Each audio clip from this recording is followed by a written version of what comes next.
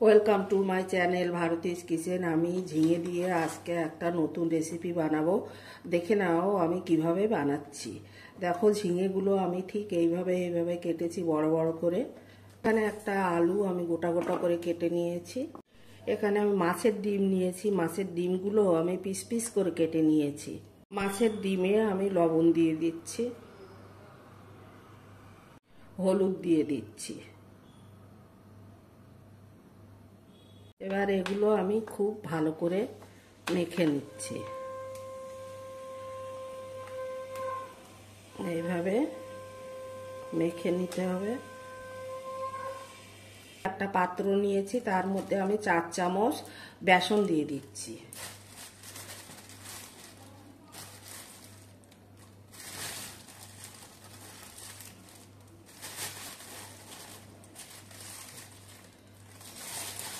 একটু লবণ দিয়ে দিচ্ছি বেসনের মধ্যে, একটু হলুদ দিয়ে দিচ্ছি, কালো জিরে দিয়ে দিচ্ছি। এটাকে আমি ভালো করে মিশিয়ে নিচ্ছি।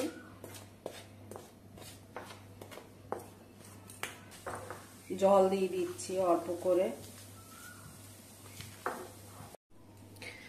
এটাকে এইভাবে আমি ফেটিয়ে নেব আর একটু ঘন করে রেখে দেবো, বেশি পাতলা করব না।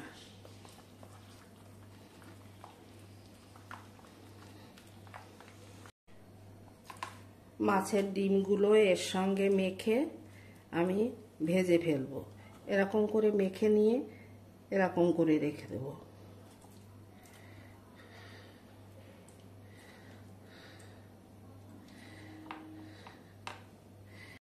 কড়াটা আমি বসিয়ে দিয়েছি, কড়া গরম হয়ে গেছে। আমি তেল দিয়ে দিচ্ছি, ডিমগুলো ভেজে ফেলবো।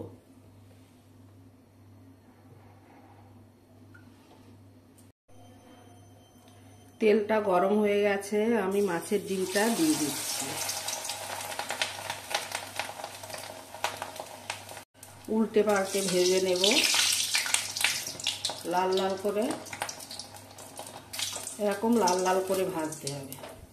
এই তেলের মধ্যেই আমি শুকনো লঙ্কা দিয়ে দিচ্ছি জিরে, একটু হিং দিয়ে দিচ্ছি, আলুগুলো দিয়ে দিচ্ছি। আলুগুলো একটু ভেজে নেব।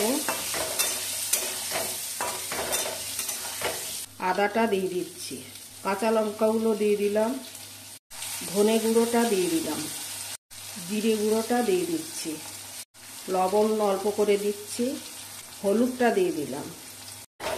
1-2 মিনিট কষিয়ে নিয়ে আমি ঝিঙেটা দিয়ে দেব। ঝিঙেটা দিয়ে দিলাম। এবারে ভালো করে কষাবো।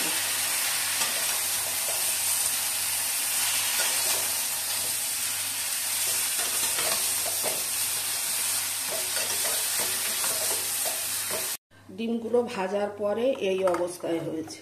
দেখো কত সুন্দর হয়েছে, ফুলে ফুলে উঠেছে একেবারে। এটা আমি ঢাকা দিয়ে রেখেছিলাম, জলটা বেরিয়ে গেছে। ভালো করে সিদ্ধ করে নেব এইভাবে।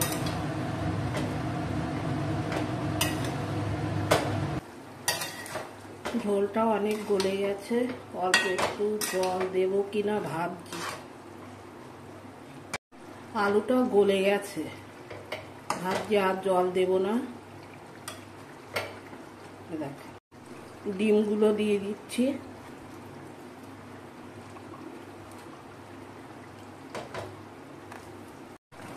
আমি ডিমগুলো দেওয়ার পরে একটু উল্টে পাল্টে নেব।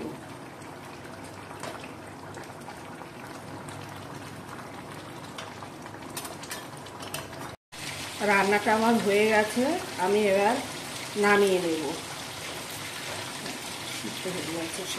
আর ঝিঙে দিয়ে মাছের ডিম, এই রান্নাটা খুব সুন্দর হয়েছে, কালারটাও খুব সুন্দর এসছে, খুব টেস্টি হয়েছে। আমি চেখে দেখলাম, খুব সুন্দর হয়েছে।